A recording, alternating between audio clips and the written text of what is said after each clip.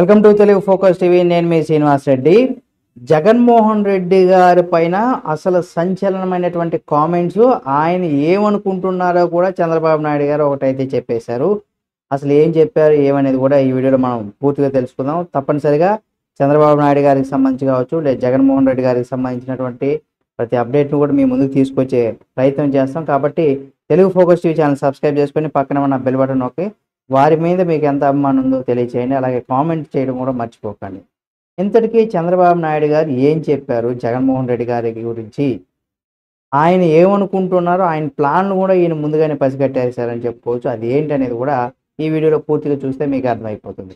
Telugu Desam parliamentary party సమావేశాలకు సంబంధించి కూడా రాజకీయ అంశాలపైన కూడా చర్చ జరిగింది. అయితే ఈ సందర్భంగా ఆయన మాట్లాడుతూ కూడా చంద్రబాబు నాయుడు గారు శ్వేతపత్రంలోని వాస్తవాలను కూడా ఎదుర్కొనే ధైర్యం జగన్కి లేదనేసి కూడా చెప్పుకొచ్చారు. అంటే శ్వేతపత్రం నిన్ను కూడా నిజంగా జగన్మోహన్ రెడ్డి గారికి ఆ ధైర్యం లేదా అనేది కూడా ఇక్కడ మనం ఒకసారి ఆలోచించాలి. సరే, ఆయన పెంచి పోషించినటువంటి గంజాయి కావచ్చు, లేదా డ్రగ్స్ కావచ్చు, ఆ సంస్కృతి వల్లే అనర్థాలు జరుగుతున్నాయని, వినుకొండ హత్య గంజాయి వల్లే జరిగినట్టుగా కూడా వైసీపీ నేతలే ఒప్పుకున్నారు. కానీ శాంతి భద్రతల అంశంలో నేతలంతా కూడా క్రమశిక్షణ పాటించాలంటూ కూడా చెప్పుకొచ్చారు చంద్రబాబు నాయుడు గారు. అలాగే వైసీపీ అబద్ధపు విష ప్రచారాలు కూడా సమర్థవంతంగా తిప్పికొడుతున్నాం. 1-2 కార్పొరేషన్లకే జగన్ నిధులు మళ్లించారు, అంతేకాకుండా ఖజానా మొత్తాన్ని కూడా ఖాళీ చేసి వెళ్ళిపోయారని కూడా చెప్పుకొస్తున్నారు చంద్రబాబు నాయుడు గారు. అదేవిధంగా కూడా ఆయన ఆరోపించారు. అలాగే రాష్ట్ర అభివృద్ధికి సవాలుగా తీసుకొని పనిచేద్దామని ఎంపీలను గెలుపునిచ్చారు.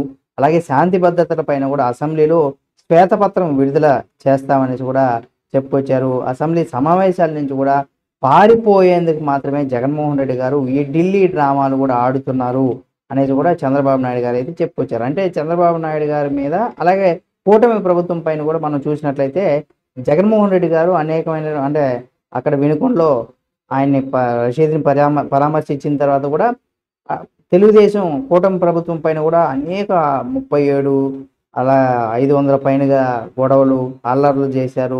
తెలుగుదేశం ప్రభుత్వ ఆస్తులు, ప్రైవేట్ ఆస్తులు కూడా ధ్వంసం చేశారు కూటమి ప్రభుత్వానికి చెందిన వారు. ఇలాంటి రకరకాలైనటువంటి ఆరోపణలు అయితే చేశారు జగన్మోహన్ రెడ్డి గారు. అయితే ఈ ఆరోపణలు తిప్పికొట్టే విధంగా కూడా, అంటే ఏదో ఆరోపణలు తిప్పికొట్టడమే కాదు, దానికి సంబంధించి కూడా నువ్వు పెంచి పోషించినటువంటి గంజాయి వల్లే కూడా అక్కడ అది జరిగిందనేసి మీ పార్టీ నేతలు కూడా ఒప్పుకుంటున్నారు. అంతేకాకుండా ముఖ్యంగా ఏంటంటే, ఇప్పుడు అసెంబ్లీకి వస్తే శ్వేతపత్రం విడుదల చేస్తారు, ఆ శ్వేతపత్రానికి ఏమి సమాధానం చెప్పేదానికి వీలు లేదే, ఆ ఉద్దేశంతోనే ఢిల్లీ డ్రామాలు, ఢిల్లీకి వెళ్ళి అక్కడ ఏదో ఏపీలో అసలు లా అండ్ ఆర్డర్ లేదు అనేసి ఇలా రకరకాలైనటువంటి ఆరోపణలు చేసే దిశగా కూడా జగన్మోహన్ రెడ్డి గారు ప్రయత్నం చేస్తున్నారనే ఉద్దేశాన్ని కూడా ఇక్కడ చంద్రబాబు నాయుడు గారు చెప్పుకొచ్చారు. సరే, చూద్దాం ఏం జరుగుతుంది. నిజంగా ఢిల్లీకి వెళ్తారా, అసెంబ్లీకి రాకుండా, అంటే ప్రజల తరపున అసెంబ్లీలో గొంతునెత్తి మాట్లాడాల్సినటువంటి జగన్మోహన్ రెడ్డి గారు మరి అసెంబ్లీకి నిజంగా రాకుండా ఢిల్లీ డ్రామా ఆడుతున్నారా, లేదా నిజంగా అసెంబ్లీకి హాజరవుతారా లేదా అనేది కూడా చూద్దాం. దానికి సంబంధించి మనం నెక్స్ట్ మళ్ళీ ఏం జరుగుతుంది, వస్తే ఏంటి, రాకపోతే ఏంటి అనేది కూడా మరొక వీడియో చేద్దాం. ఈ వీడియో మీకు నచ్చితే లైక్ చేయండి. ఇందులో ఎవరిది వాస్తవం, అంటే చంద్రబాబు కూటమి ప్రభుత్వం చెప్తున్నది వాస్తవా, లేదా జగన్మోహన్ రెడ్డి గారు చెప్తున్నది వాస్తవం, దానికి సంబంధించి కూడా మీ యొక్క అభిప్రాయాన్ని కామెంట్ రూపంలో తెలియచేయండి. మరిన్ని వీడియోల కోసం మన తెలుగు ఫోకస్ ఛానల్ సబ్స్క్రైబ్ చేసుకొని పక్కనే ఉన్న బెల్ బటన్ నొక్కడం మాత్రం మర్చిపోకండి.